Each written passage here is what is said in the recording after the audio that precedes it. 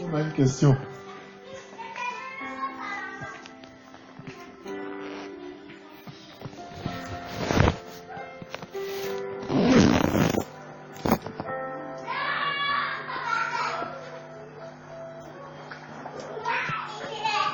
Une question?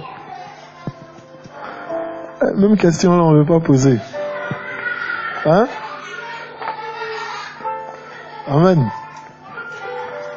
Il n'y a pas de question. D'accord. Gloire au Seigneur.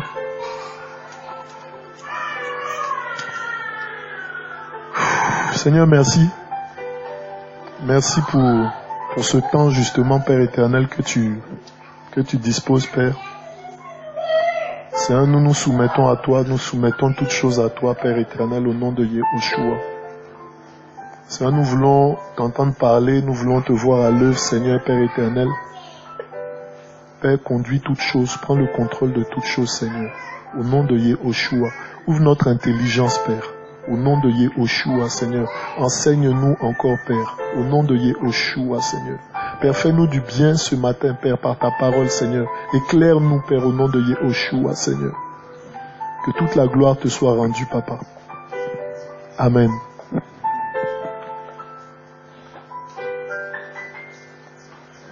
Amen.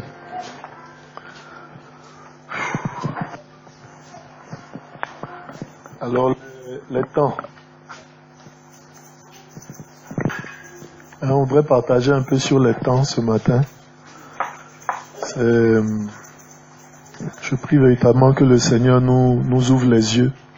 Amen.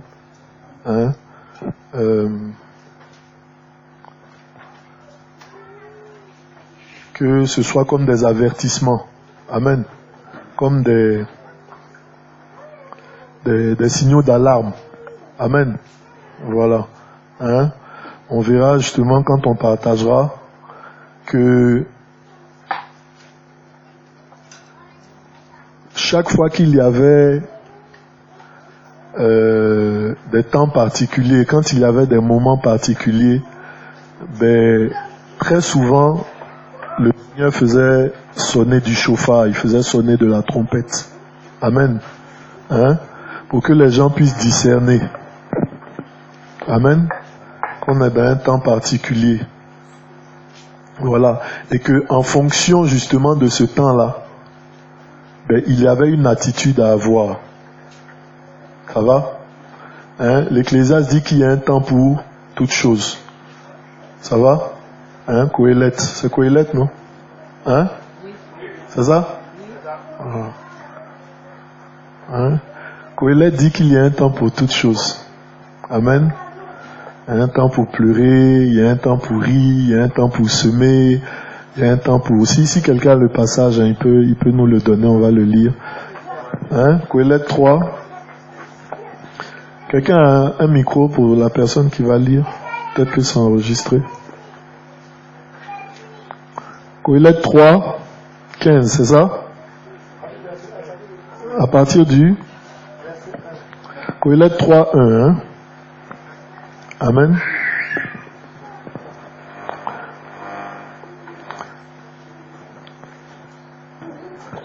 Ecclésiaste chapitre 3 verset 1. À toute chose sa saison et à tout désir sous les cieux son temps. Il y a un temps pour naître, un temps pour mourir, un temps pour planter et un temps pour arracher ce qui a été planté. Verset 3. Un temps pour tuer, un temps pour guérir, un temps pour abattre et un temps pour bâtir, un temps pour pleurer et un temps pour rire, un temps pour se lamenter et un temps pour sauter, un temps pour jeter des pierres et un temps pour ramasser des pierres, un temps pour embrasser et un temps pour s'éloigner des embrassements, un temps pour chercher et un temps pour perdre, un temps pour garder et un temps pour jeter. Verset 7, un temps pour déchirer et un temps pour coudre, un temps pour être silencieux et un temps pour parler, un temps pour aimer, un temps pour haïr, un temps pour la guerre et un temps pour la paix. Amen. Amen.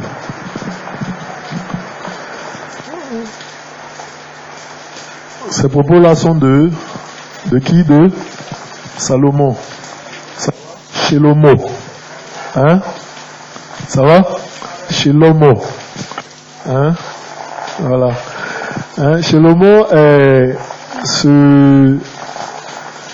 on dira quoi, le troisième roi, ou peut-être le quatrième, bon, on dira, hein, le troisième, voilà, roi d'Israël. Amen. La particularité de ce roi-là, quelle est sa particularité? Hein? Il était réputé pour quoi? Pour sa sagesse, hein, c'est ça le moment. Voilà.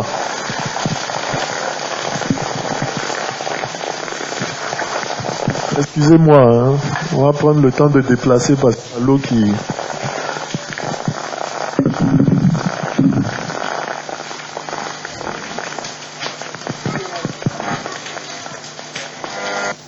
On ne pousse pas trop, c'est bon? Ça tient?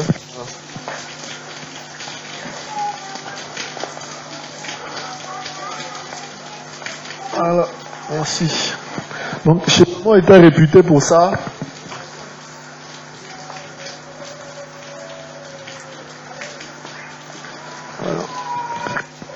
Shelomo qui était réputé pour sa très grande sagesse qui venait du Seigneur, ben, parle justement, avec toute cette sagesse qui vient du Seigneur, parle de quoi ici?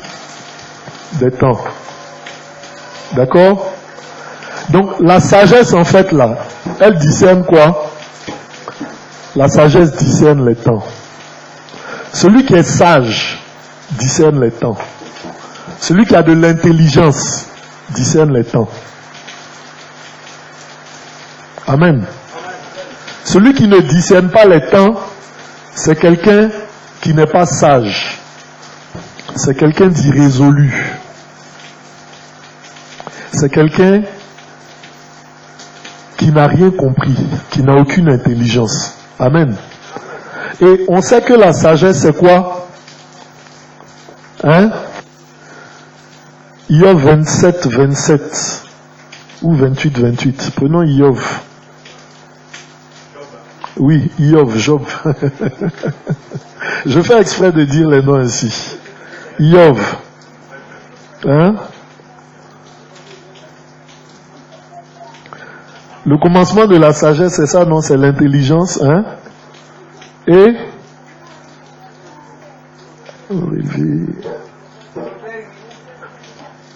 ça dit dans Iov aussi. Proverbe 8, allons-y dans Proverbe. Si quelqu'un a le passage dans Proverbe.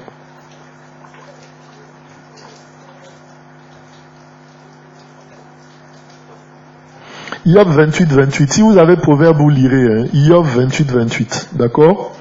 Puis il dit à l'être humain, la crainte d'Adonai, voilà la sagesse. Et se détourner du mal, c'est là le discernement. Ça va? Voilà. Iov 28, 28, je m'en souviens parce que c'est sur ce verset-là que je me suis converti. Hein? Voilà, je lisais le livre de Iov, voilà, dans ma chambre, et quand je suis arrivé sur ce passage-là, je me suis rendu compte que je ne connaissais pas le Seigneur, que je n'étais pas sage, que je n'étais pas intelligent. Ça va, non? Voilà. La Bible dit, la crainte d'Adonai, voilà la sagesse. Amen. Donc la sagesse, c'est ça. Crainte d'Adonai.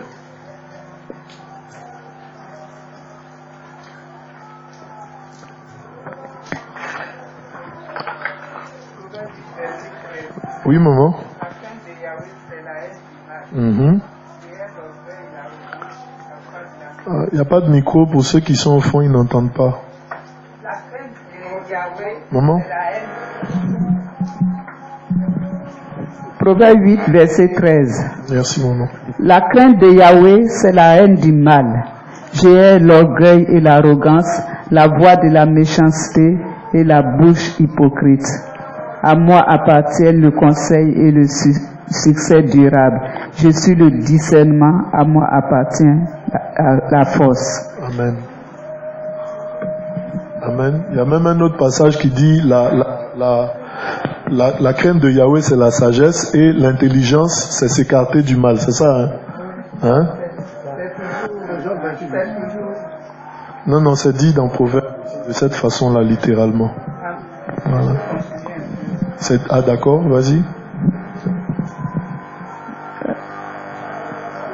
Oui, verset 12 déjà. Moi, la sagesse, je demeure dans la sagacité et je possède la connaissance de la réflexion. Amen. Par moi règnent les rois et par moi les princes décrètent ce qui est juste. Par moi gouvernent les seigneurs, les princes et tous les juges de la terre. J'aime ceux qui m'aiment et ceux qui me cherchent me trouvent. Avec moi sont la richesse et la gloire, les richesses durables et la justice. Mon fruit est meilleur que l'or raffiné et mon produit que l'argent de choix. Je marche dans le chemin de la justice au milieu des sentiers de la droiture. Yahweh m'a acquise dès le commencement de ses voies, avant ses œuvres les plus anciennes. J'ai été établi depuis l'éternité, en tête bien avant la terre. Amen. Amen. Peut-être qu'on retrouvera, mais à ce passage, je crois, dans Proverbe. Proverbe 1,7, d'accord. On peut lire? Il y a un micro là-bas. Oui, je vais lire Proverbe 8, verset 10. On dit, le commencement de la sagesse est la crainte de Yahweh. Amen. La connaissance des saints, c'est le discernement. Amen. Puis à Proverbe 8, Proverbe 1, verset 8, voilà. Verset 7, 1,7. Proverbe chapitre 1, verset 7. Il est dit, la crainte de Yahweh est le commencement de la connaissance. Amen. Mais le fou méprise la sagesse et la correction. Amen. Amen. Donc vous voyez, la sagesse, on est sage à partir du moment où on craint Adonai. Amen. Voilà.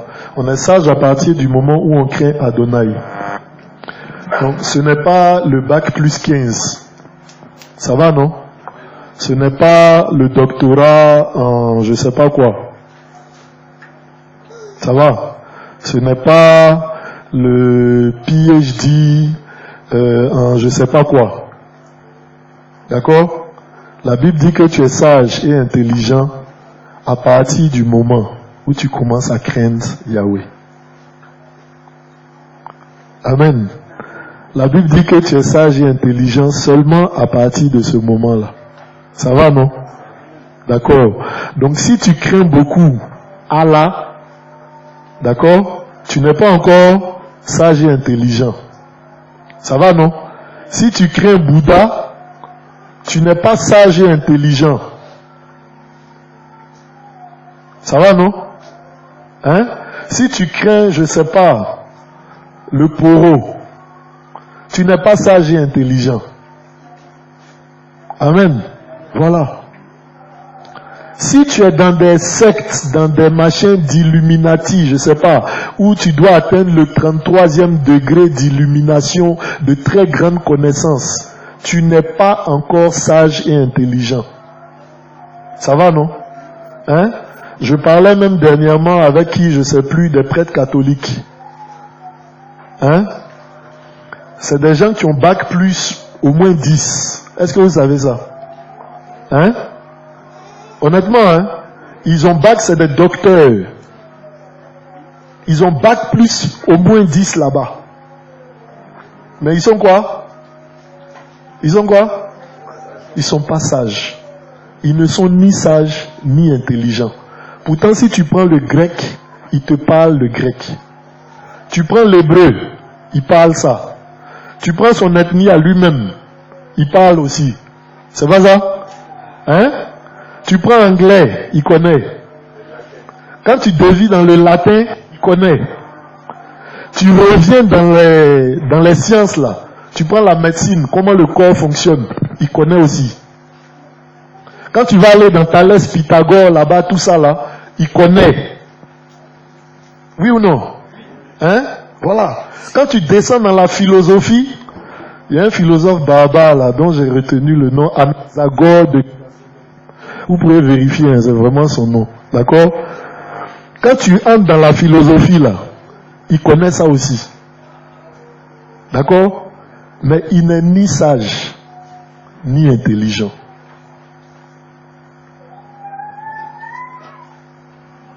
Ça va, non? Hein? Voici pourquoi des Pierre qui n'avaient aucune connaissance, qui n'avaient aucune instruction, pouvaient parler de sa part avec assurance. Amen. Et puis des docteurs s'asseyaient. Voici pourquoi le Seigneur, quand il prêchait, des gens comme Nicodème, qu'on déclarait comme des docteurs de la loi, venaient ensuite le retrouver pour dire, mais nul ne peut faire les choses que tu fais si Elohim n'est pas avec lui. La Bible dit que quand il parlait, les gens étaient convaincus. Voici pourquoi on dit qu'il parlait comme ayant autorité. Amen. Il ne criait pas. Il ne criait pas. Il parlait avec paix. Amen. Mais sa parole sonnait dans l'esprit comme ayant pleinement autorité. Parce que véritablement, il a autorité sur toute chose. Amen. Toute la connaissance, je ne sais pas si vous imaginez un peu, frère. Combien d'années il faut pour étudier la médecine? 7 ans, ça c'est généraliste, après le bac. C'est ça, non? Hein? Et puis quand tu veux faire ta spécialisation, là, tu as encore je ne sais pas combien d'années. Hein? 5 ans, c'est ça, non? Un peu plus même. Voilà. Je discutais une fois avec un grand frère, un aîné qui est professeur. Hein? Professeur Odouri. Il est professeur, fils de professeur. D'accord? Le centre antituberculeux où on vaccine les gens, l'apporte le nom de son papa. D'accord? Son papa était professeur en médecine. Lui-même est professeur aussi en médecine. D'accord? On échangeait une fois sur la pensée, sur le cerveau humain, tout ça. Et puis il m'a dit, quand on arrive à ce niveau-là, hein, c'est des mystères, c'est seul le Seigneur qui connaît. Je dis, mais Thierry, tu es professeur. Il dit, ça là encore, on ne connaît pas ça là. Cette partie-là, on n'a pas encore trouvé. Donc quand on arrive là-bas, là, nous-mêmes médecins, professeurs, là, on dit, bon, ça dépend du Créateur. Ça va, non? Il a bac plus 7, plus je ne sais pas comment encore sa spécialisation, plus quelques années encore pour devenir professeur. C'est-à-dire, il enseigne les médecins. Vous voyez un peu? Il dit qu'à un certain niveau, ils ne peuvent pas. Quand tu vas prendre économie, là encore, il y a des professeurs, c'est pas ça? À un certain niveau, là, ils ne peuvent pas. Tu vas prendre mathématiques. À un certain niveau, ils ne peuvent pas. Regardez toutes les disciplines qu'on a, tous les éléments de connaissance qu'on a. Voyez un peu, hein? Et puis, imaginez la grande sagesse du Seigneur. Celui qui a créé toutes ces choses-là. Imaginez sa grande sagesse.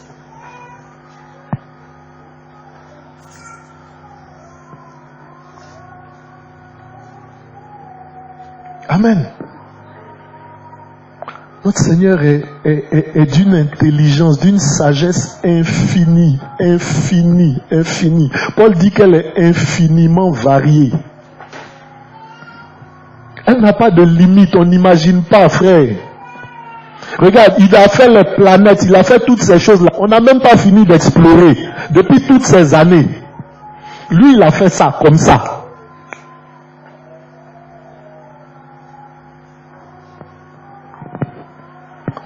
Notre Seigneur est infiniment sage. Donc, à la vérité, si tu veux avoir la sagesse, si tu veux avoir la véritable sagesse, la véritable intelligence, c'est ça, non? Il faut se tourner vers qui? Vers l'université? Vers les écoles théologiques? Hein? Il faut te tourner vers la source de la sagesse, vers la sagesse elle-même. Celui qui est la sagesse là. Voilà. Voici pourquoi c'est-à-dire tout le temps de son ministère sur terre, les Sadducéens ont réfléchi. Quand ils ont fini de réfléchir, ils ont envoyé, bon, parmi nous là, voilà les 2 plus intelligents ou les 3 plus intelligents. allaient le confondre. Les Sadducéens arrivent avec toute leur doctrine. Oui, Rabbi, on sait que bon, ben voilà, tu opères des signes, des prodiges, tout ça, tout ça. Mais nous, on a une question. Une question. Et la Bible, quand elle relate, elle dit à quel point dans leur cœur, ils souhaitaient qu'ils soient confondus, qu'ils soient bloqués. C'est ça, non? Dans la Louis II, il y a un terme, la question captieuse. C'est ça, non? Il lui posait une question captieuse. Ça dit, c'est une question qui te... Ça dit, tu es pris. Tu vois, non? Tu es pris. Tu peux pas t'en sortir. Donc, ils viennent, ils élaborent leurs questions. Peut-être qu'ils ont réfléchi depuis 1 an, qu'ils opèrent des signes, des prodiges, tout ça là.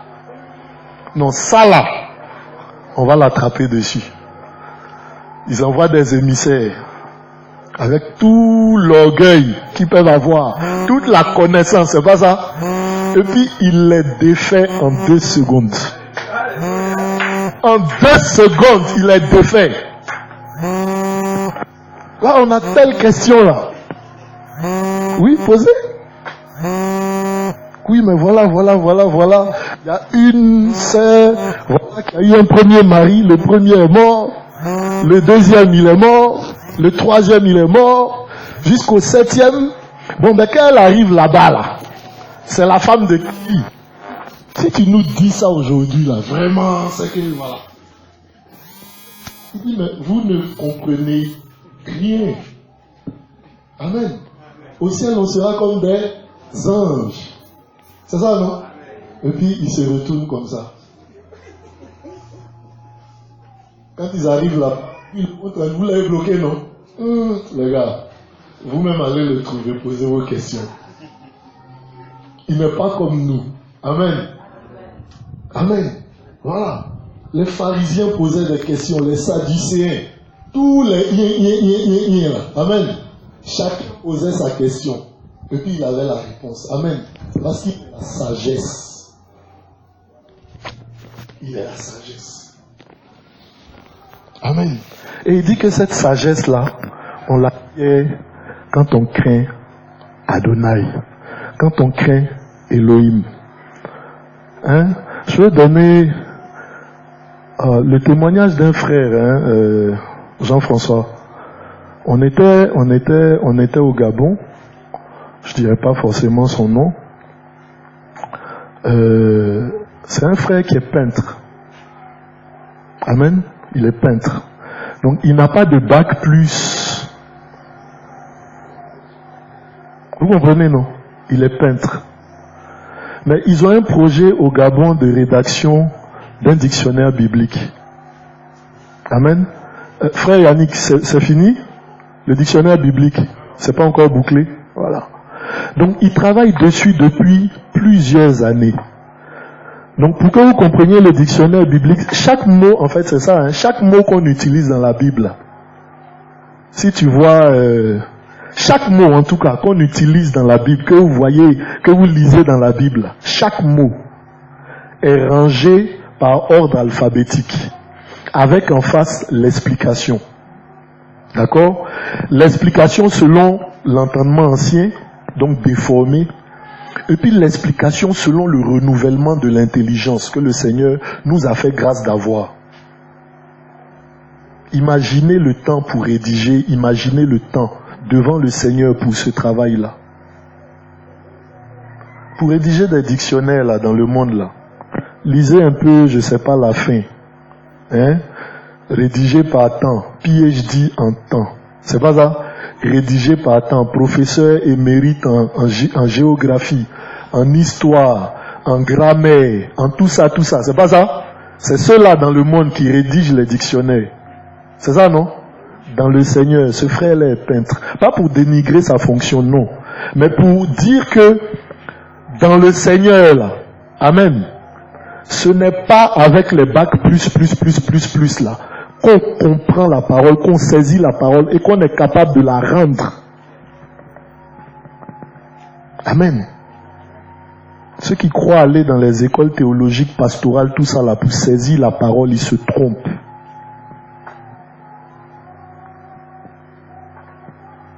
Pierre qui n'avait aucune instruction là, était capable de prêcher pour que 5000 personnes, 3000 personnes puissent comprendre, saisir le mystère de la parole. Ça va, non? Il n'a pas fait d'école théologique.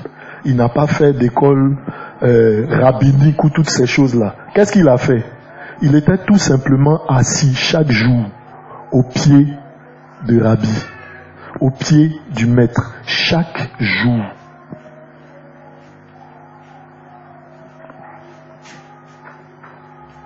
Amen. Peut-être quelqu'un se dira, oui, mais bon, pour que moi je puisse avoir ça, il faut que j'aille le retrouver, non? Hein?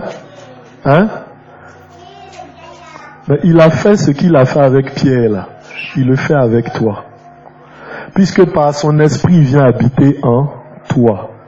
Donc, comme Pierre mangeait avec lui, comme Pierre buvait avec lui, comme Pierre se baladait avec lui, le suivant partout, toi qui as reçu son esprit, tu es avec lui constamment. Amen.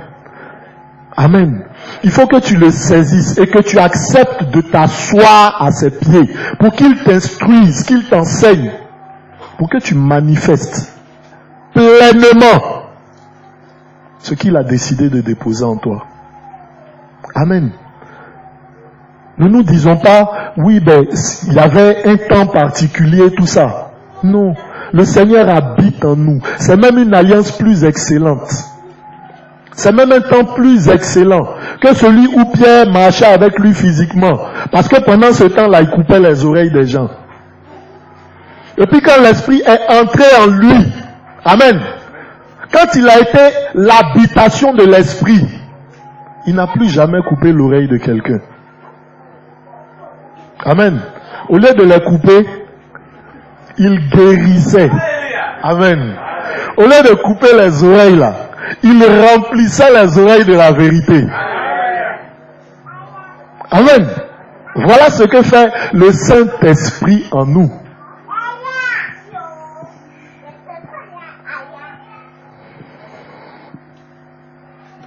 Soupirons après cette sagesse-là, hein, frère. Soupirons après la présence, l'intimité du Seigneur. Amen. Voilà.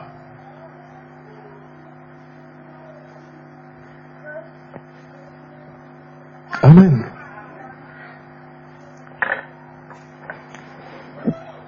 Alors la sagesse, qui est la crainte du Seigneur.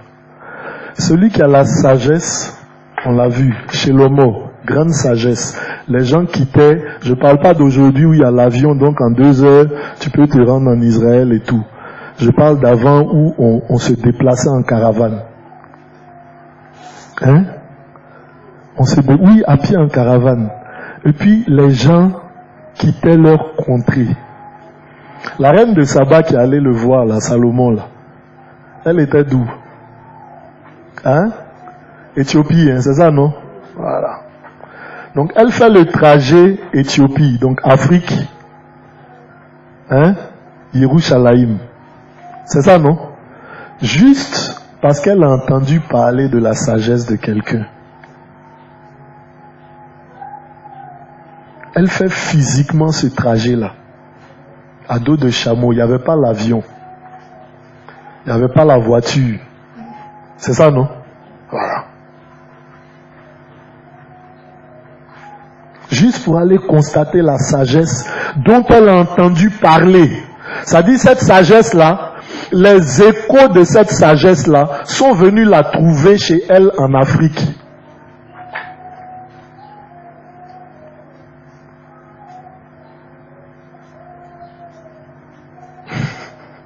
Ça va, non? Tu réalises, hein? Voilà. Amen. Voici pourquoi la présence du Seigneur attire, frères et sœurs. Amen. Là où le Seigneur descend sa présence là, hein, beaucoup sont attirés. Ils ne savent pas comment. D'accord? Toi-même qui vois ces gens attirés là, tu ne sais pas comment ils ont été attirés. Regarde, mais il y a quelque chose qui allait les trouver là-bas. Et puis qui a fait qu'ils se sont levés, qu'ils se sont déplacés. pour venir à Yerushalayim. Amen. Yerushalayim n'est plus physique aujourd'hui. Amen. Yerushalayim, c'est là où 2 ou 3 sont assemblés en son nom. Yerushalayim, c'est ce frère-là, cette sœur-là qui craint Elohim, qui crie à lui, qui prie, qui proclame son évangile. Le Seigneur enverra des gens vers cette personne-là. Amen. Pour entendre la vérité. Pour constater la sagesse véritable. Voici pourquoi nous devons continuer, continuellement, à chaque instant, de nous asseoir au pied du Maître. Pour bénéficier de sa sagesse. Amen. Le Seigneur dit que c'est une part qui ne nous sera jamais ôtée. Que c'est la meilleure part, la part la plus importante. Recevoir de lui l'instruction. Amen.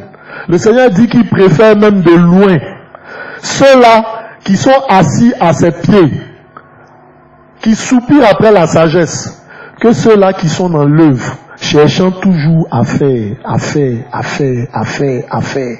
Les activistes là. Amen. Voici pourquoi dire à un frère dernièrement, en fait l'œuvre du Seigneur là, c'est laisser le Seigneur remplir ta vie, transformer ta vie. C'est ça en fait faire l'œuvre du Seigneur. Amen. Parce que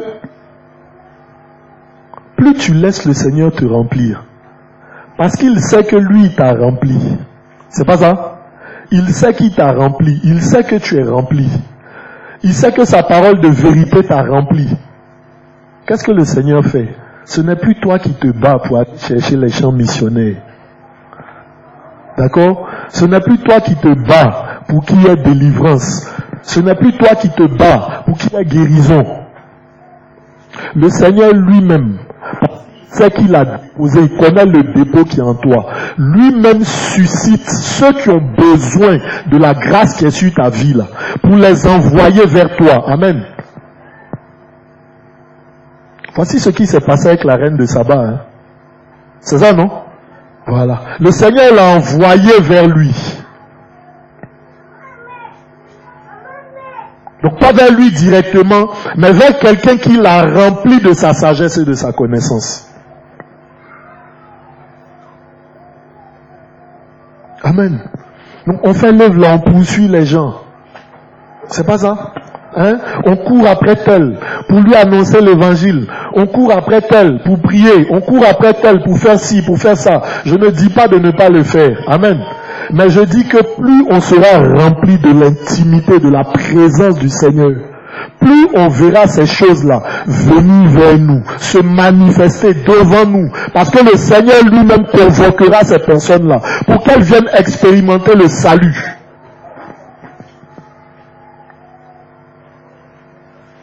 C'est pas faire l'œuvre du Seigneur.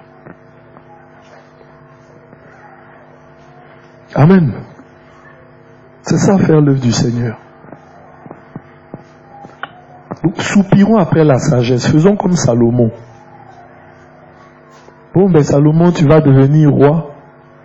C'est ça, non? Voilà. Le Seigneur n'a pas dit qu'il fait de nous des princes, des rois. Hein? Bon, ben Salomon, tu vas devenir roi. Qu'est-ce que tu veux? Est-ce que tu veux que je crève l'œil de ton adversaire? Hein? C'est ça, non? Hein, si on était à la place de Salomon, peut-être que c'est ce genre de prière-là qu'on allait faire, non? Hein? Ah, lui, il me fatigue beaucoup, hein, vraiment. Ah, faut casser son pied. Ah. Ou bien, bon, comme c'est l'argent qu'il prend pour me combattre, ça, c'est les politiciens, ça. Hein? Faut le rendre pauvre. Comme ça, il va se taire. Amen. Voilà. Salomon n'a pas demandé tout ça. Il a dit, je veux la sagesse. Je veux la sagesse. Je veux te connaître. Amen. Et le Seigneur lui a dit, puisque tu as demandé la sagesse, je te donne non seulement la sagesse, mais toutes ces choses-là par-dessus. Hein? La Bible dit cherchez premièrement le royaume et sa justice. Et toutes choses vous seront données par-dessus. Cherchons premièrement le Seigneur. Amen. Cherchons le Seigneur. Ayons nos cœurs résolument tournés vers lui. Ayons nos cœurs résolument tournés vers la prière, vers la méditation. Amen. Afin qu'il nous remplisse. Ça va? Voilà. Que le nom du Seigneur soit béni. Les temps.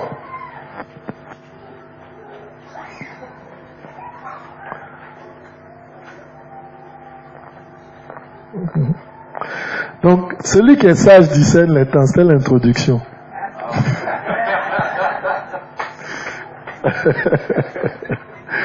Amen. Hein? Je veux apprendre à pouvoir donner vraiment ce que je ressens pendant que je partage. Amen. Donc, il peut arriver que je mette un titre et puis que ce ne soit même pas ça qu'on traite. Ça va, non? Voilà. Mais les temps. Amen. Voilà. Donc, on a vu que celui qui est sage, comme on a vu dans Coëlette 3, il discerne les temps.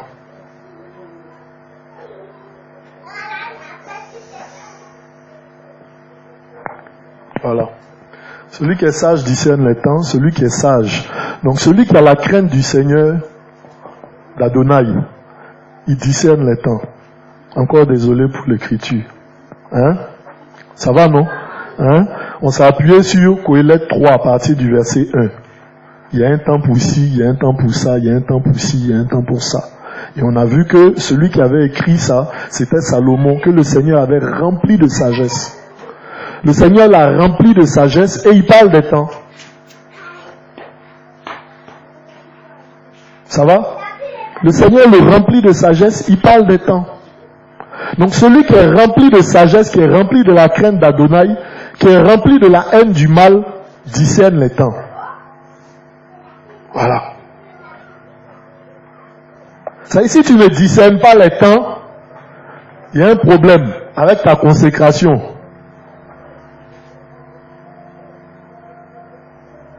Ça va, non? Pourquoi? Parce que notre Seigneur, notre Elohim, on l'adore en fonction des temps. Prenons, tu as le passage tout à l'heure, dans Lévitique, quand on cite les différentes fêtes. Lévitique 23.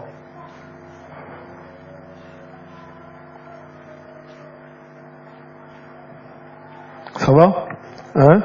Donc, on a Lévitique 23, du chapitre du verset 1 jusqu'au dernier verset 44.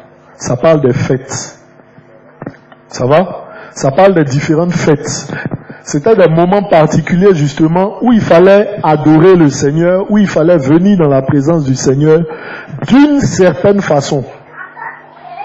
Ça va? À la Pâque, il fallait immoler un agneau. D'accord? À la fête des pains sans levain, il fallait manger du pain sans levain. Ça va, non? Ça dit, ça va? On suit? Ou bien je suis seul? On suit, D'accord. À la fête donc des pains sans levain, ça s'appelle fête des pains sans levain. Pourquoi? Parce que il fallait consommer à cette fête-là du pain sans levain. Donc, si à la fête des pains sans levain, tu ne discernes pas, ça va, non? Que tu vas immoler l'agneau. Est-ce que tu es dans la volonté du Seigneur? Est-ce que tu es obéissant? Est-ce que tu es sage? Est-ce que tu es intelligent? Non. Ça va, non? Si on dit la fête des cabanes, je crois que c'est Soukot, c'est ça, non? Je pense que c'est Soukot, oui. Si à la fête des cabanes, où tu dois dormir dans une tente, ça va? Ben, c'est là que toi, tu vas manger le pain sans levain. Tu ne dors pas dans la tente. Tu es désobéissant, tu es en dehors de la volonté du Seigneur. Amen.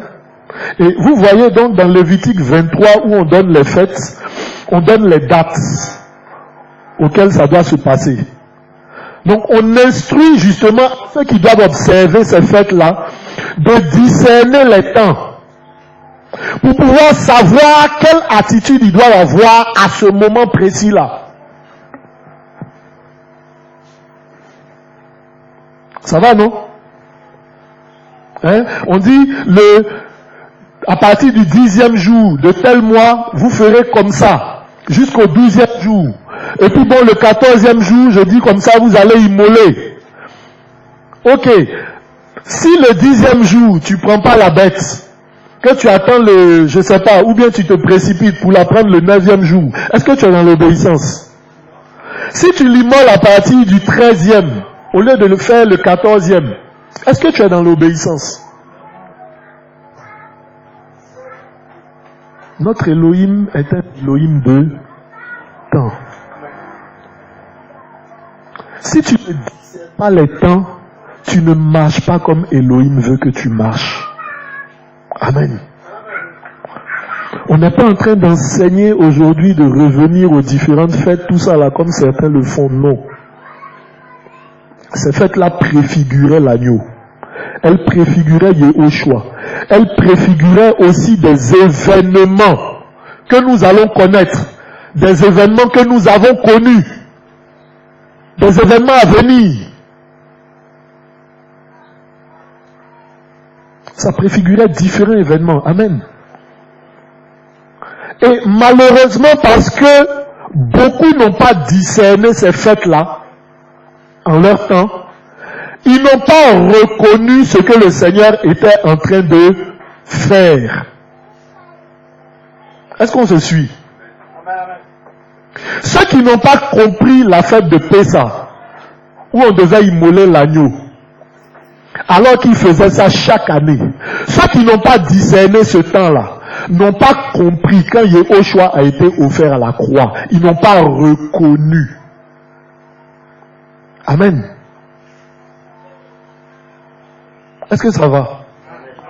Ceux qui n'ont pas compris la signification de la fête des pains sans levain, jusqu'aujourd'hui même qui ne comprennent pas la signification de la fête des pains sans levain, d'accord? C'est quoi la fête des pains sans levain?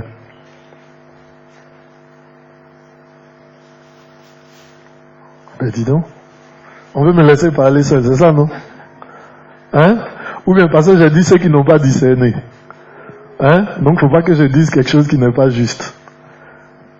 Mais la fête des pains sans levain, c'était une sorte de semaine, d'accord, où on devait manger du pain sans levain, du pain azim, du pain plat. D'accord? Le pain qui gonfle pas. Ça va, non? Hein? Le pain sans levain. Le pain qu'on mange tous les jours, là. Hein? Les baguettes de pain, là, c'est du pain avec levain. C'est pour ça que ça gonfle. Ça va? Voilà. Alors, le levain, ça va?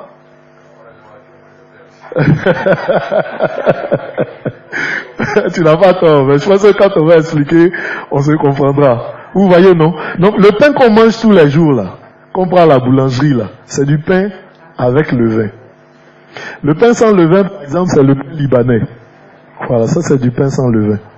C'est le pain aussi qu'on trouve généralement chez les Arabes. Hein. D'accord? Voilà.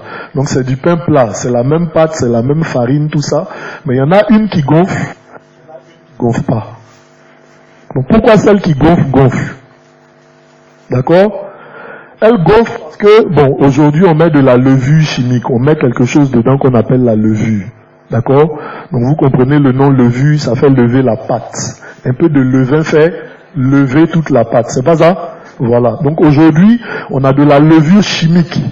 D'accord? C'est de la poudre là en boîte comme ça là, qu'on mélange dans la pâte. Et puis bon, quand on met au four, tac, ça gonfle. Ça va? Voilà. À l'époque là, il n'y avait pas la levure chimique. D'accord?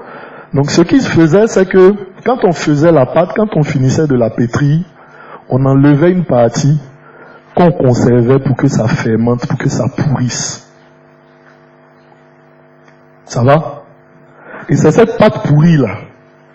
D'accord? Chaque fois maintenant qu'on voulait faire du pain avec le levain, on enlève une petite partie de la pâte qu'on mélange avec.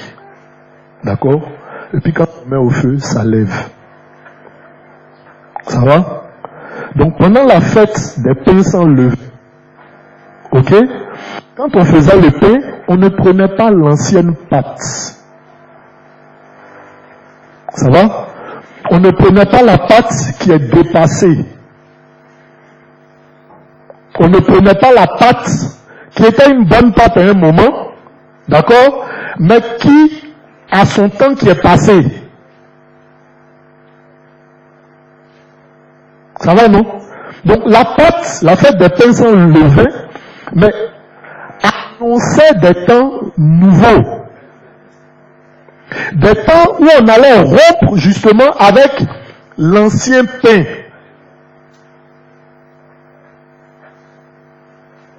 Ça va? Voici pourquoi il y a l'ancienne alliance, il y a la nouvelle alliance. L'ancienne pâte et la nouvelle pâte, dans laquelle on ne peut pas mettre l'ancienne pâte. C'est ça le pain sans levain. Donc le pain sans levain là, c'est quel temps?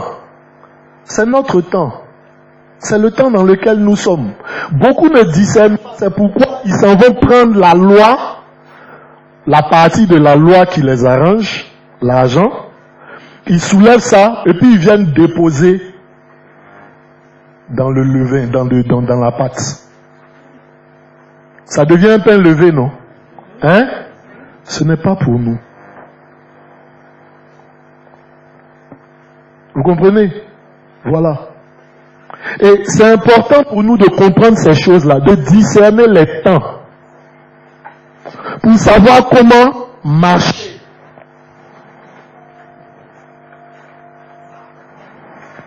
Ça va, non?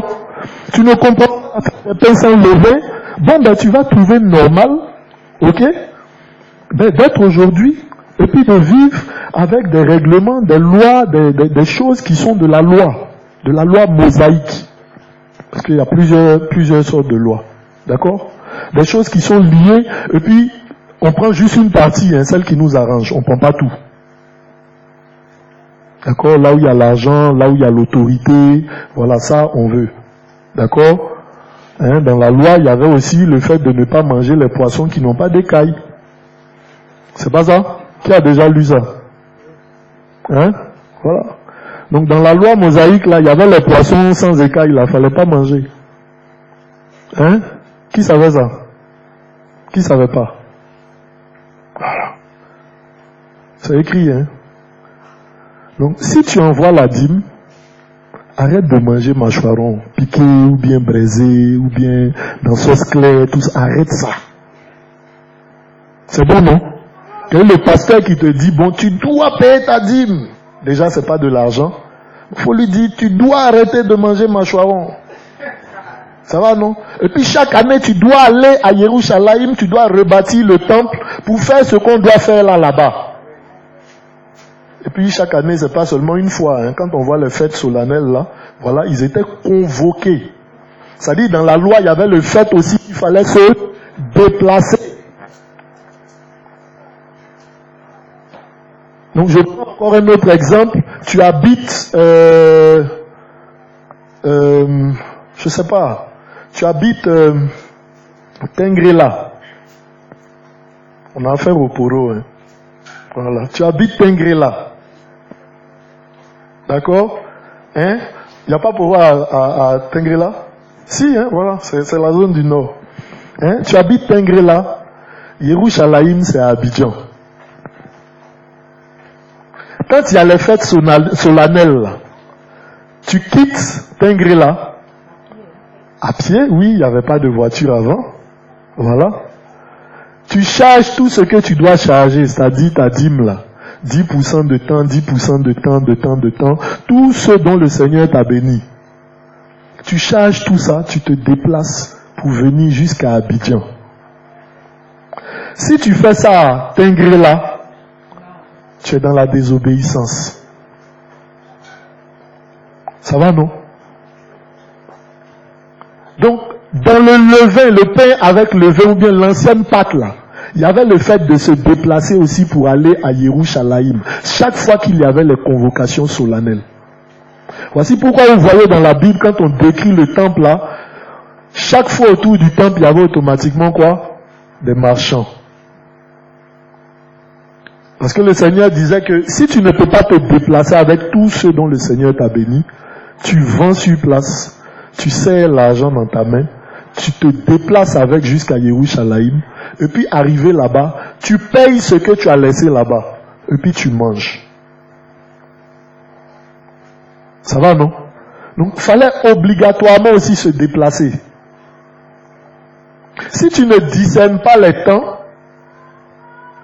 alors qu'on est dans les temps où le Seigneur lui-même a quitté son trône pour venir habiter en nous, faisant de nous des temples, faisant de nous des habitations de l'esprit, tu te sentiras obligé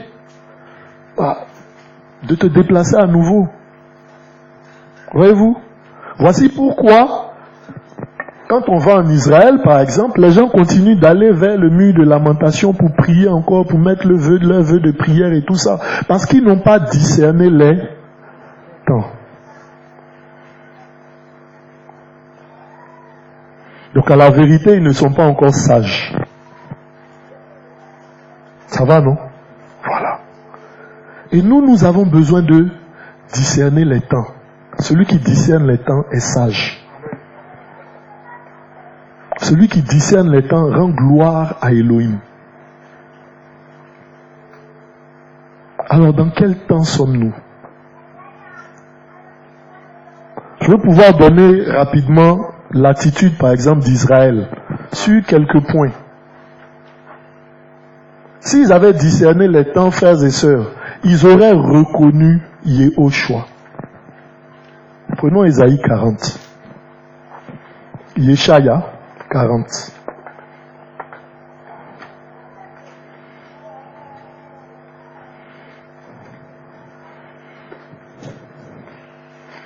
Si quelqu'un a, il peut lire Yeshaya 40.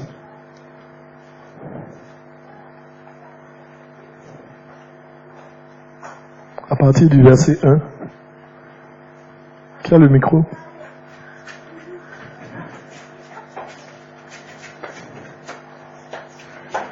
Yeshaya 40 à partir du verset 1. Isaïe, chapitre 40, verset 1.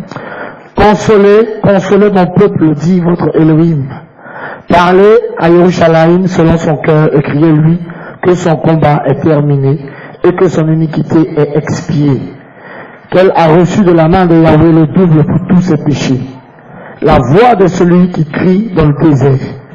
Préparez le chemin de Yahweh. Aplanissez parmi les lieux arides un chemin pour notre Elohim. Toute vallée sera comblée, toute montagne, Vas-y. et toutes collines seront abaissées, et les lieux tortueux seront redressés, et les lieux rabouteux seront aplanis. Alors la gloire de Yahweh sera révélée, et toute chair en même temps la verra, car la bouche de Yahweh a parlé. Amen. Amen. Qui a parlé ici? Yeshaya. D'accord? Il parle à qui? À Israël, à Yehuda. D'accord? Hein? Il parle de la part du Seigneur. Il parle quand Ésaïe était, le temps de son ministère, c'était pratiquement 800 ans, 8 siècles avant l'avènement du Mashiach. D'accord? Et il donne cette prophétie-là, disant, consolez mon peuple, consolez mon peuple, consolez mon peuple. On console qui?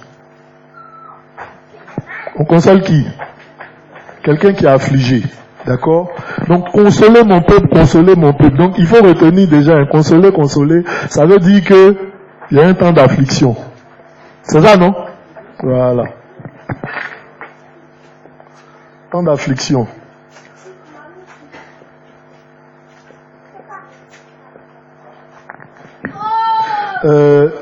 Parler à Yerushalayim.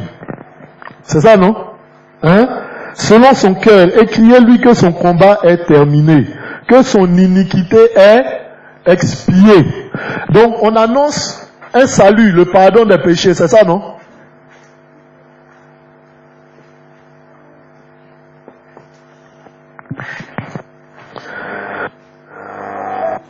Qu'elle a reçu de la main de Yahweh le double pour tous ses péchés. C'est-à-dire le Seigneur a bien frappé pour ce qu'ils ont fait là, 2 fois. Ça va, non? Hein? La voix de celui qui crie dans le désert. Donc on parle d'une voix qui crie où ça? D'accord. Voix dans le désert. C'est un exemple parmi tant d'autres. Hein? C'est un exemple parmi tant d'autres. Toute la Bible, en fait, toute la parole est remplie de ce genre d'exemple-là. Ça va? Une voix qui crie dans le désert. D'accord? Qui... Oui?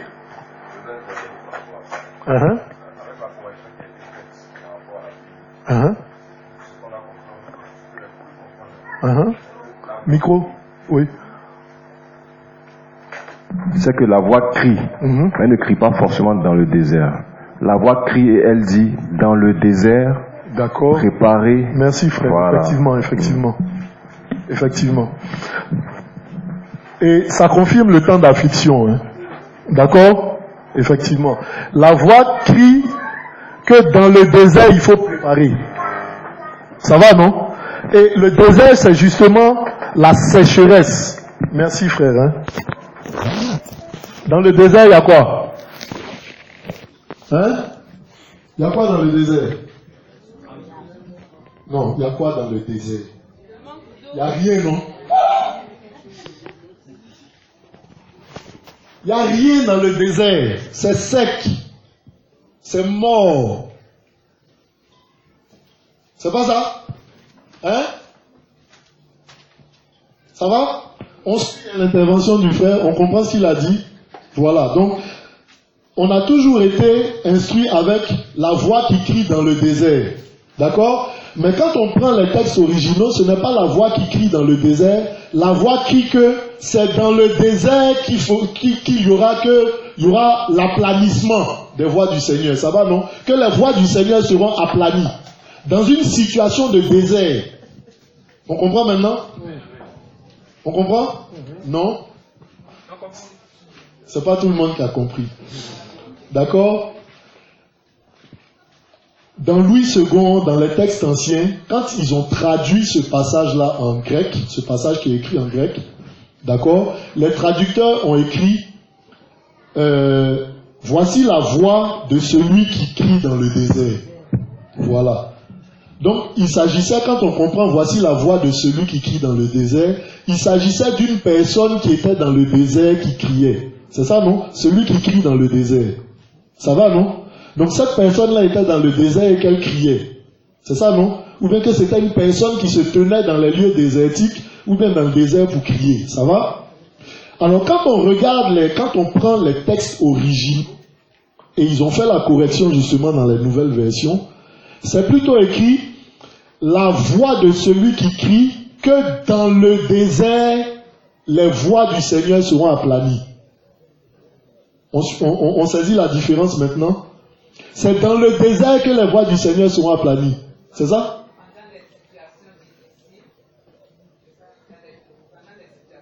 Oui, maman. Dans un sens, mais on comprendra tout à l'heure même. Effectivement. Ça va? On se suit maintenant? Et on a dit que dans le désert, il n'y a rien. Dans le désert, c'est sec, c'est mort. Vous comprendrez très bien tout à l'heure. C'est la parole, hein? Amen. Voilà.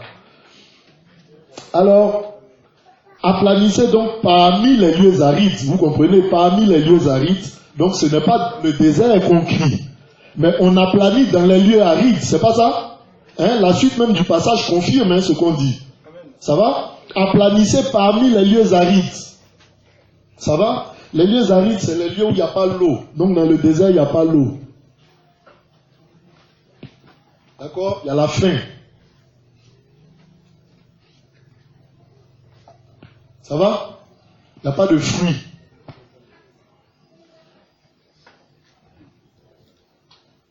C'est bon, non? Ou bien on cultive dans le désert. Voilà. Hein? Donc, parmi les lieux arides, un chemin pour notre Elohim. Toute vallée sera comblée, toute montagne et toute colline sera abaissée, et les lieux tortueux seront redressés, les lieux raboteux seront aplanis. Voyez-vous? Voilà. Donc on dit que dans le désert, il y aura la consolation de ce temps d'affliction. Il y aura le pardon du péché. Parce que le peuple sera dans une situation de désert. Une situation de sécheresse où il n'y a rien. Ça va? Alors, comment est-ce qu'on constate que c'est vrai que géographiquement, Israël est entouré par le désert, c'est pas ça? Voilà. Pour ceux qui sont déjà allés, ils ont vu que c'est vraiment dans le désert qu'il y a des choses qui poussent. Ça, c'est merveilleux. D'accord? Mais spirituellement, il s'agissait de quoi? Les livres prophétiques s'arrêtent à Malachie, c'est ça, non? Le temps entre Malachie et l'avènement du Seigneur, ça fait combien d'années? 400 ans. 400 ans. Ça va, non? Alors, quand nous, justement, si vous prenez votre Bible de Malachie, dans les anciennes versions, là, pour passer de Malachie à Matthieu, ça dit que tu n'as qu'à tourner la page. Ça va, non? On ne se rend pas compte qu'il y a 400 ans entre les deux pages. Ça va, non? 400 bonnes années. Je n'ai pas dit 400 heures ou bien 400 secondes. 400 années où le Seigneur n'a parlé ouvertement, pas une seule fois à son peuple. Je dis ouvertement, je précise, parce que quand on prend la Bible, on voit qu'il y avait des gens comme Anne, qui se tenaient dans le temple, qui attendaient le retour du Seigneur. Donc le Seigneur lui parlait. On voit qu'il y avait ce sacrificateur-là aussi, Simon, voilà, qui attendait aussi de voir le Mashiach. Et quand il a vu Yehoshua, il a dit, Seigneur, je te bénis parce que tu as permis maintenant que mes yeux voient ton salut. Donc le Seigneur parlait particulièrement, intimement à des personnes. Ok? Mais parler à Israël, pendant 400 ans, il n'a suscité aucun prophète. Pas une seule fois pour parler à ce peuple-là. Imaginez 400 années, on vient, si on pouvait vivre tout ce temps-là, on vient à l'assemblée, il n'y a pas une prophétie. Voilà. Maintenant on comprend, on commence à comprendre, non? Pendant 400 ans, il n'y a pas une prophétie. Il n'y a pas un signe, il n'y a pas un miracle, il n'y a rien. Sec. Mort. On suit, non? Mort totale. Le Seigneur ne fait rien du tout. Il parle avec des particuliers. Message pour l'assemblée, message pour l'église, message pour son peuple, rien du tout. C'est plus grave que la déportation, frère. Quand le Seigneur dit, ils ont payé doublement pour leur péché là. C'est ça là. Ça dit physiquement, vous avez été déportés. J'ai permis que vous reveniez pour rebâtir le temple. Mais le temple est là. Et puis il n'y a pas d'instruction. C'est mort. Qui a envie de connaître une assemblée comme ça? C'est pas ça là, dès qu'on fait un temps d'assemblée, 2 temps d'assemblée, 3 temps d'assemblée où on voit rien là, ça commence à murmurer. Ah, Seigneur, vraiment, il n'y a pas le feu, il n'y a pas machin, il y a la mort, tout ça, voilà. Et c'est ce frère là même là, c'est lui, il donne la mort là, il communique la mort, tout ça. C'est tel autre frère, c'est à cause de lui qu'il y a tout ça. C'est telle autre sœur là-bas là, qui communique aussi la mort là, c'est ça non? On ne voit jamais soi-même. Toi qui es vivant là, tu peux encourager les frères, non? Oui ou non? Tu vois la mort là-bas, tu ne vois pas chez toi? Tu as la vie, donc communique la vie. Amen. Voilà. 400 ans. Ça dit on vient dimanche sec, mercredi sec, vendredi veillé sec. Ça va non? Lundi sec. Ah bon, hein? Les 2-3 frères là, vraiment, je sais que ceux-là, il y a la grâce, on va se retrouver dans un coin pour crier au Seigneur. Il faut qu'il ramène le feu. Vous vous retrouvez là, 40 jours, jeûne, tout ça là, sec, mort, pas une parole. 400 ans.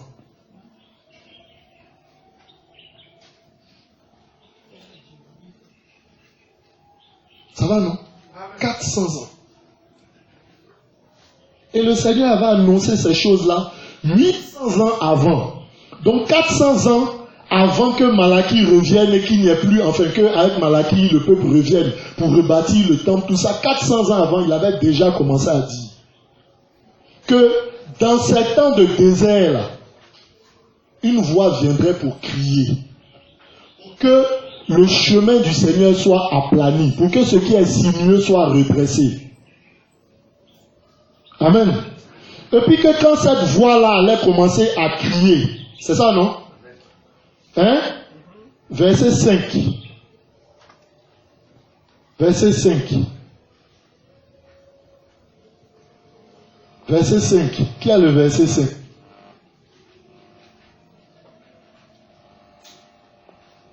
Verset 5 de Yeshaya 40.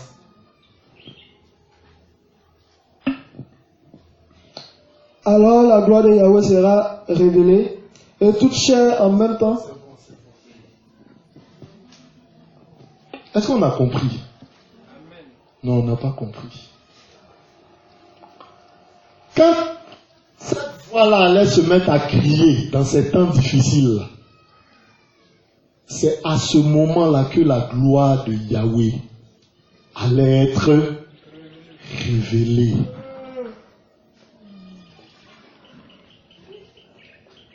Est-ce qu'on a saisi? Ça dit que quand tu, en principe, connais cette prophétie-là, ça va, non? Quand tu connais cette parole, quand tu l'as bien discernée, tu sais qu'il y a un temps où il y a quelqu'un qui va venir crier. Il y a quelqu'un qui va venir crier. Il va crier, il va crier, il va crier. Quand ce monsieur-là va finir de crier là, la gloire de Yahweh, que tout le monde attendait là, elle sera révélée. Quand tu comprends ça, en principe, quand tu as fini d'entendre Yohanan le Baptiste prêcher, crier, voir tout le peuple du Seigneur, parce que ça faisait 400 ans qu'il n'y avait plus aucun prophète. C'est ça, non? Et puis au bout de 400 ans, il y a un prophète qui se met à parler de la part du Seigneur. Ah! On doit faire attention.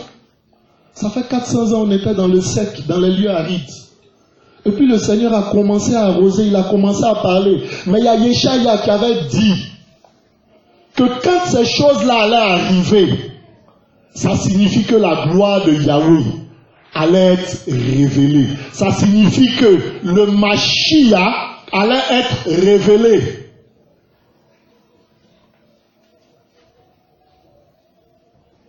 Ça va, non?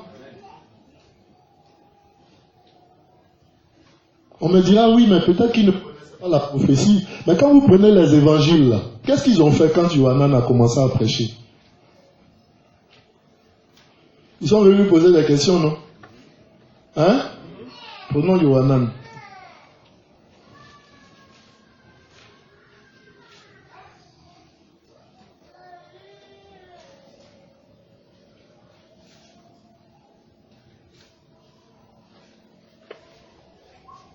Amen. Yohanan 1. À partir du verset 15.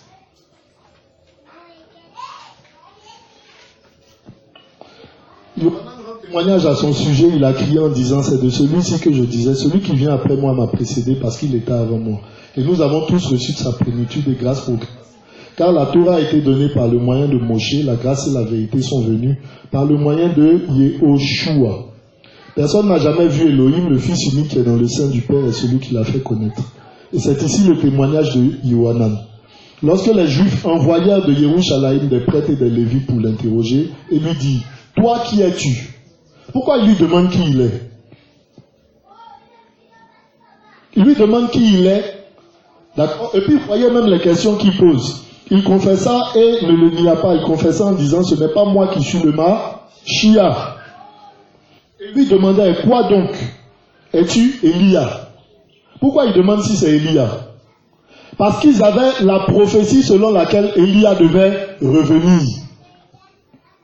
C'est pas ça? Donc de cette même façon, ils avaient la prophétie selon laquelle, dans les temps de désert, dans les temps de sécheresse spirituelle, il y a un prophète que le Seigneur allait susciter, juste avant lui, pour préparer ses sentiers, pour préparer ses voies. Ça va, non? Et donc quand ils viennent devant lui, ils viennent pour lui demander qui tu es. Qu'est-ce que Yohanan leur a répondu? Il leur a répondu qu'effectivement, il est celui qui précède. Ou bien? Amen. On lit, il confessa et ne le nia pas. Il confessa en disant, ce n'est pas moi qui suis le Mashiach. Il lui demandait quoi? Es-tu Élia? Il dit, je ne le suis pas. Es-tu le prophète? Pourquoi on parle de le prophète? Pourquoi on parle de le prophète? Oui? Au temps de Moshe. Très bien. Merci ma soeur. Donc Moshe également avait annoncé que le Seigneur allait susciter un prophète. Allait susciter le prophète. C'est ça, non? Donc ils viennent demander à Yohanan si c'est lui le prophète. C'est ça? Il répondit non. Il lui dit qui est, afin que nous donnions une réponse. Vous voyez, hein? On les envoyait pour poser des questions. Hein? Afin que nous donnions une réponse à ceux qui nous ont envoyés. Que dis-tu de toi-même? Qu'est-ce que Yohanan leur répond? Je suis la voix. C'est ça, non? Hein? On lit tel que c'est écrit, hein, Jean-François. Ou bien tu as l'autre version. Je suis la voix. Je suis la voix de celui qui crie. Deux points. Dans le désert. Planissez. Amen. Amen. Il dit, il leur répond textuellement. Vous voulez savoir qui je suis? Je ne suis pas encore le prophète. D'accord? Mais je suis la voix de celui qui crie. Deux points. Dans le désert, la sécheresse dans laquelle vous êtes là. 400 ans sans prophétie là. Hein? Quand aujourd'hui vous m'entendez parler de la part de Yahweh, et que de toutes les contrées de Yerushalayim, de la Judée, de quoi là, tout le monde se dépêche, comme convaincu par Adonai, de venir se faire baptiser du baptême de la repentance là. Vous discernez que c'est Elohim qui m'a envoyé, non? Hein? Je suis la voix de celui qui crie dans le désert, aplanissez. Mais la prophétie disait que quand vous allez me voir prêcher, annoncer, aplanir les sentiers là, c'est qu'il y a Yehoshua qui est là. Et donc vous devez vous préparer à croire. Vous devez vous préparer à regarder à lui.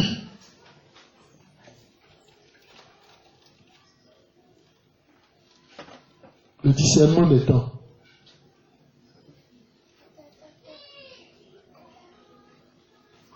Le Seigneur a annoncé et les choses se sont passées textuellement comme le Seigneur a annoncé. La Bible dit que celui qui entend, qui fasse quoi? Hein? Dans l'Apocalypse là.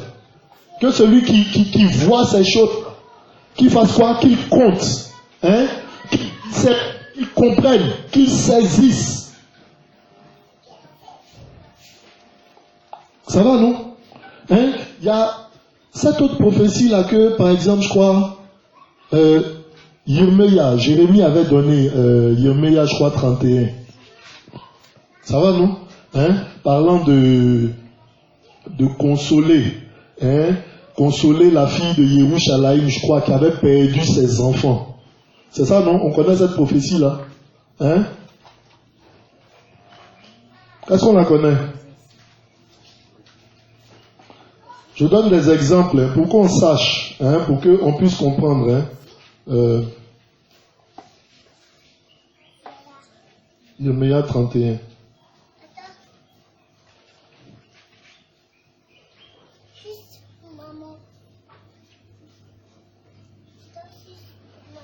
Voilà, Yirmeya 31, 15. D'accord? Yirmeya 31, 15 dit, Ainsi parle Yahweh. On entend des cris à Rama, des lamentations, des larmes amères.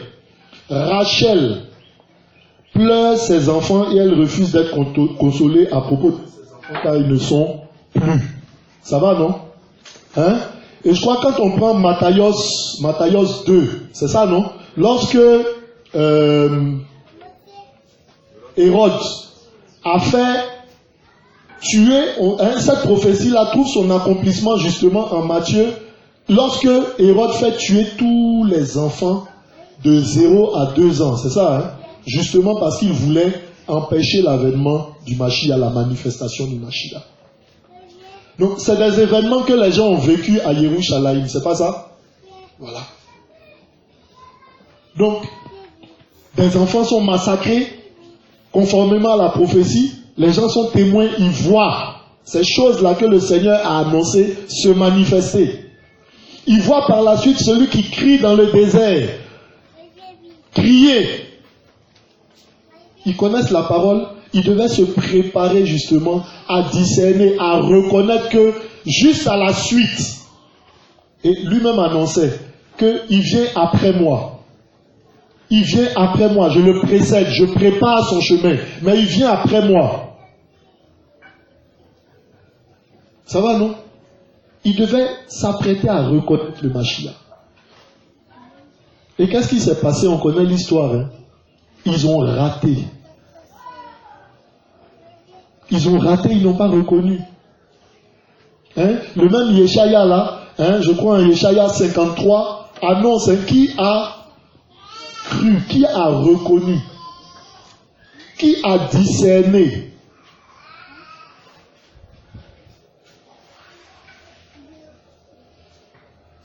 Ça va?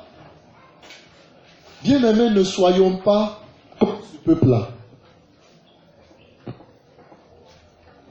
Parce qu'on va se dire, on peut se dire, oui, mais voilà, ben, ça concerne Israël, vraiment, c'est pas la peine. Avec tout ça là, c'est ça, non? On pourrait tenter de dire ça. Avec tout ce que le Seigneur a annoncé. Mes frères, est-ce que vous savez que les temps dans lesquels nous sommes et les temps qui viennent là, le Seigneur les annonce? Hein? Et puis on fait quoi?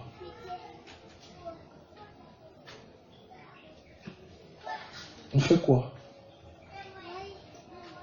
Les temps qui viennent là, le Seigneur a annoncé. Oui ou non?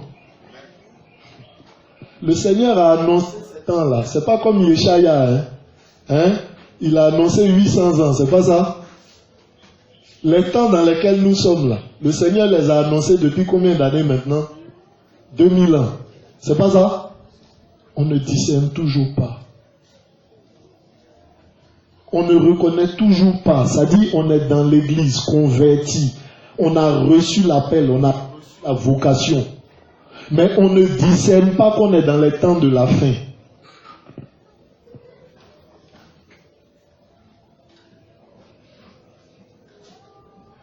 Ça va, non? On ne discerne pas qu'on est dans les temps de la fin. On ne discerne pas qu'il n'y a plus de temps. On ne discerne pas qu'il n'y a plus rien après.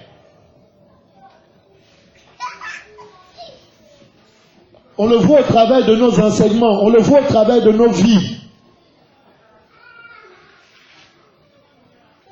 On est dans des projets purement charnels, purement humains. Pourtant, le Seigneur n'a pas cessé d'annoncer que si vous voyez tant, ça veut dire qu'il n'y a plus rien après. C'est vrai qu'il y aura des temps. Mais ça veut dire que l'Église doit se préparer au retour du Seigneur. Son premier retour, il vient pour enlever son Église. On doit se préparer au fait que juste après que l'Église a été enlevée, il y aura des temps difficiles, des temps de tribulation, des temps terribles. Des temps qu'aucun homme ne peut supporter.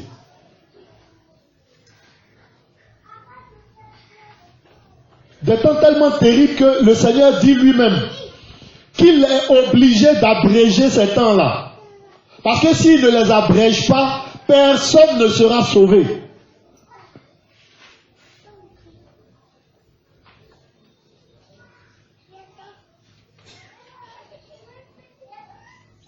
Nous sommes dans les temps que le Seigneur a annoncé. Du temps où il était là. Nous sommes dans ces temps-là que le Seigneur a annoncé aussi par la bouche des prophètes. Nous sommes dans les temps que les apôtres aussi ont annoncé.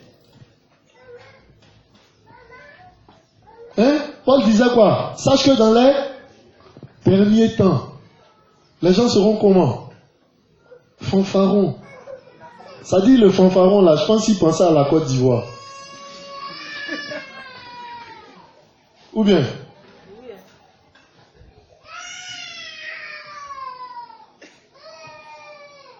Le fanfaron là, il pensait à la Côte d'Ivoire. Je suis convaincu. Amen. Amen.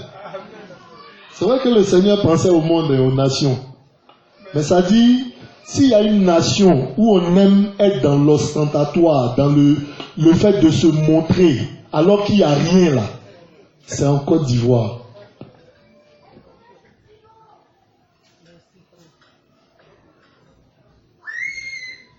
Monsieur, il gagne 50 000 par mois, il veut Range Rover.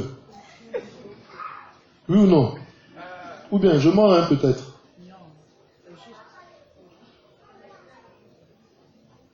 T'as dit toutes les chansons là. Regardez comment j'ai réussi. Regardez comment je suis grand. C'est pas ça? Fanfaron là. Côte d'Ivoire. Ça dit beaucoup de bruit pour rien. La culture du m'as-tu vu. La culture selon laquelle on se base sur ce que tu as pour te juger.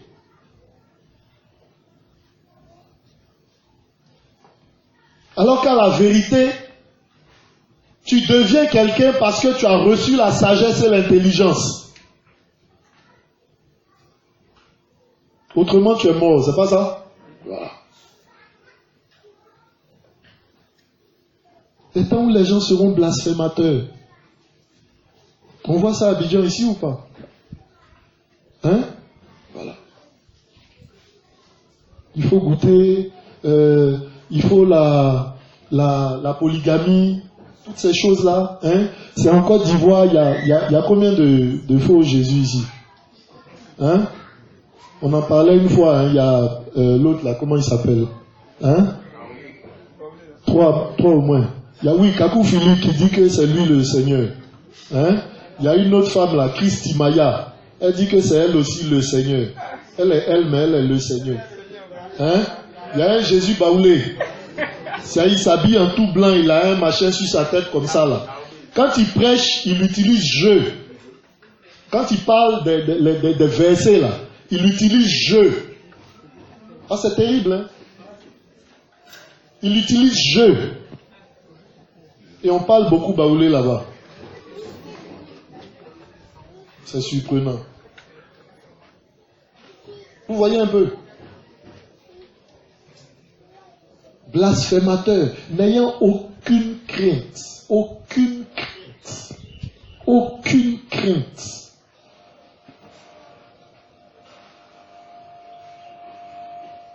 Je ne sais pas dans les autres pays, on parle juste de ce qu'il y a chez nous ici. Aimant l'argent plus que l'homme, c'est pas ça? Hein? Voilà. Ou bien, toutes les prédications aujourd'hui dans les assemblées là, c'est pas devenir riche? Oui ou non?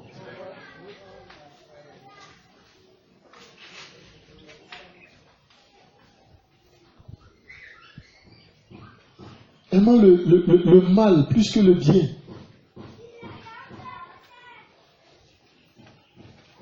Ayant l'apparence de la piété, mais ayant renié tout ce qui en fait la force, c'est-à-dire ils sont dans les assemblées matin, midi, soir, ils prient, ils veillent, ils jeûnent. À côté ici, on a fait 40 jours de jeûne pour préparer 20, c'est ça, non? Donc du 1er janvier, du 1er janvier 2020 au 10 février ou bien au 9 février 2020, 40 jours de jeûne. La grande assemblée à côté ici, là, je ne vais pas donner de nom. D'accord? Pour préparer la décennie, pour posséder la décennie. Ils n'ont pas pu déceler dans tous les jeunes là, qui avaient Covid. Ayant l'apparence de la piété, mais ayant renié tout ce qui en fait la force. On fait du rap pendant les prédications. Ils ont un groupe de louanges là. Quand tu vois leurs clips, frère, on dirait quand on dansait avant là. Tous les pas de danse du monde là, c'est rempli dedans. Et puis ils sont excellents. Même les gens du monde là dansent pas comme ça. Donc ils ont l'apparence, c'est ça non? Mais tout ce qui fait la force de la foi là, se séparer du péché là, il n'y a pas. Ils ont renié.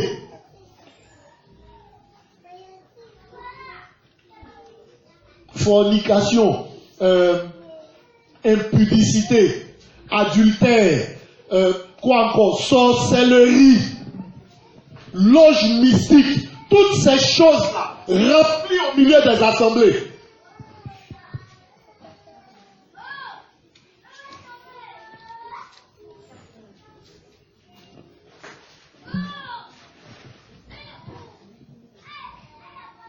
On prie avec l'esprit de mort, fausse prophétie, envoûtement,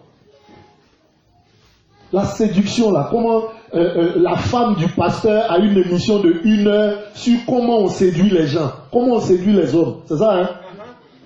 Comment on séduit les hommes, femme de pasteur, pasteur elle-même, si encore ça devait être comme ça.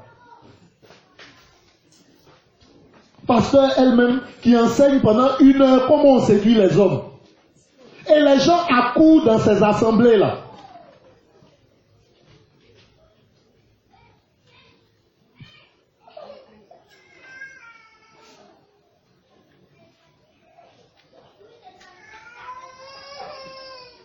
Je dis on se tient à Yopougon. Ça dit c'est comme un match de football maintenant. Quand il prêche, wow, parce qu'il annonce le péché qu'on cachait là. Il enseigne ça publiquement, il dit que c'est permis.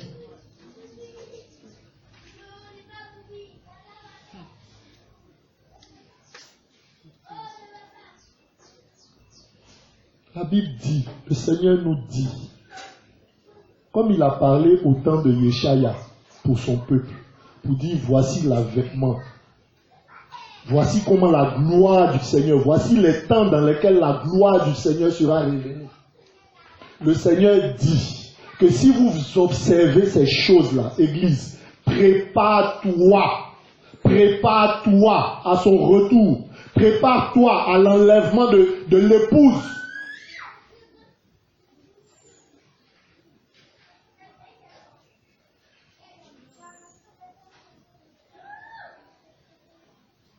Sépare-toi de l'impudicité, sépare-toi du péché, sépare-toi de l'iniquité. Règle ta vie, le Seigneur revient, frère. Les temps sont accomplis. On a pris le temps de parler de Yeshaya, tout ça là, justement, pour qu'on puisse comprendre que de la même façon dont avant il avait parlé, et puis son peuple n'a pas discerné.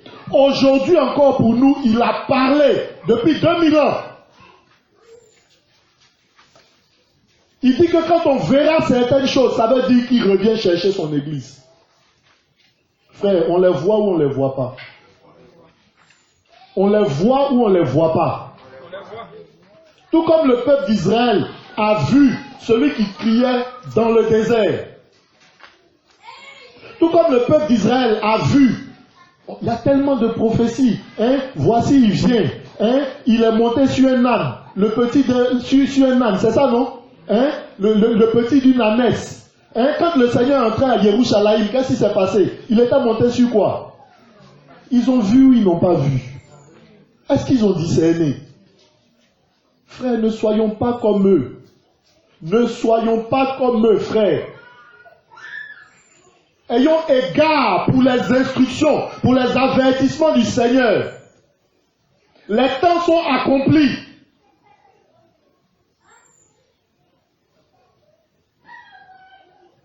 Les temps sont accomplis. Le Seigneur revient. Le Seigneur revient.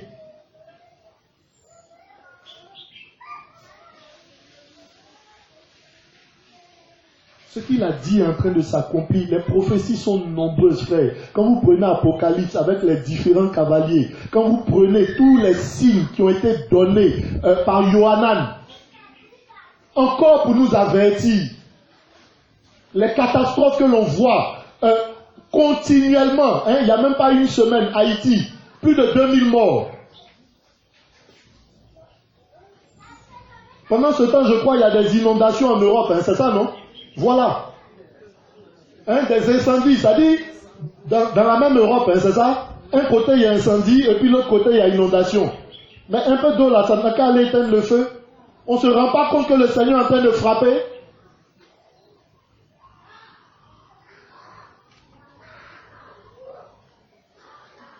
Ces choses-là doivent nous interpeller. Et puis une fois qu'on est interpellé, on doit avoir l'attitude que nous inspire la parole du Seigneur, la sagesse, se préparer, se séparer du péché.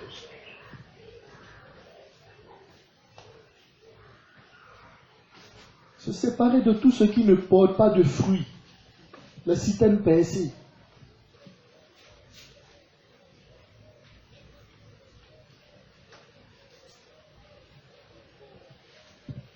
Je vais vous donner un petit exemple, peut-être pour finir. Israël aussi fait partie des signes des temps, là, n'est-ce pas? Voilà. Et il y a quelques mois, là, ça a commencé à chauffer un peu en Israël et tout, n'est-ce pas? Il y a 1 ou 2 mois, là. Et puis bon, je regardais, je disais, ah Seigneur, mais dans les signes des temps, là, il y a Israël, la guerre en Israël et tout ça. Ah, donc tu viens comme ça, là. Mais Seigneur, tu m'avais prophétisé la maison, tout ça, avec les enfants et tout. Oui, non. Seigneur, tu m'avais prophétisé la maison, tout ça, avec les enfants, tout ça. Moi, la promesse, là, donc, tu vas venir, je ne vais pas voir ça comme ça. Le Seigneur me dit, tu n'es pas prêt. Si tu préfères la maison sur terre, à être dans ma présence, là, tu n'es pas prêt. Si tu vois les signes, et puis tu penses à ce que tu vas rater sur terre, tu n'es pas prêt.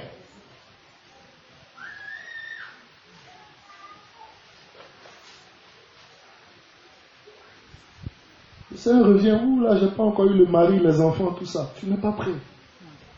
Parce que tu accordes plus de valeur à ces choses ici-bas là, qu'à la présence du Seigneur.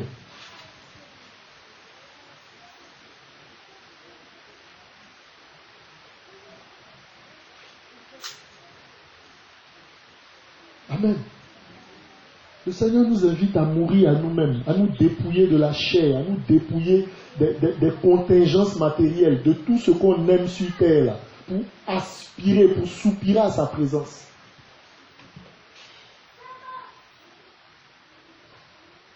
Si on est rempli des choses de la terre, frère, on ne montera pas. On ne montera pas.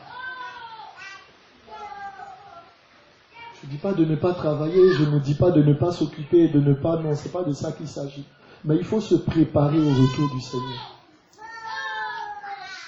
Il faut laisser le Seigneur être formé en nous. Voici pourquoi je disais tout à l'heure, l'œuvre du Seigneur, c'est chercher à être rempli de Yehoshua. S'asseoir à ses pieds pour recevoir de lui. Pour qu'il soit formé en nous. Parce qu'il vient chercher ce qui est semblable à lui. S'il n'est pas formé en toi, quand il vient, tu n'es pas semblable à lui. Tu ne pars pas avec lui. L'œuvre du Seigneur, là, c'est de nous asseoir au pied du Maître, pour nous laisser être formés par lui, pour que lui soit formé en nous.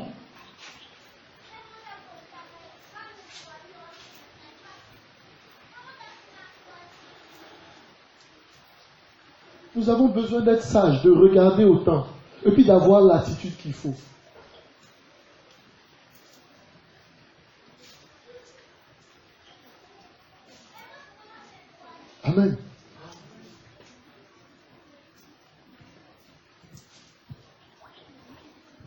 soyons pas des auditeurs oublieux.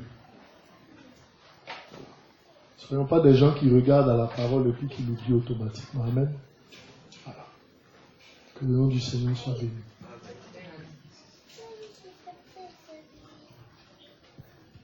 Amen.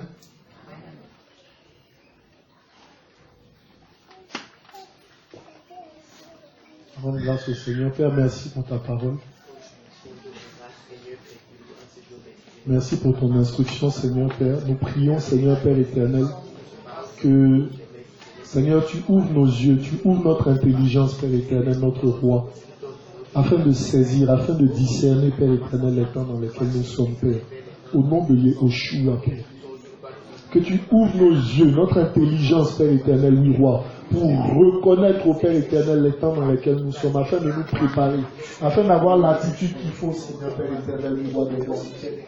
Pour ceux qui doutent encore, Seigneur Père éternel, oui, roi des rois, oui, Père, je te prie, ô roi, de révéler ces choses-là au cœur, de révéler ces choses-là à nos pensées, Père éternel. Pour ceux-là, Père éternel, qui ne savent pas, Seigneur Père, comment se comporter, Père éternel, oui, roi des rois, je te prie.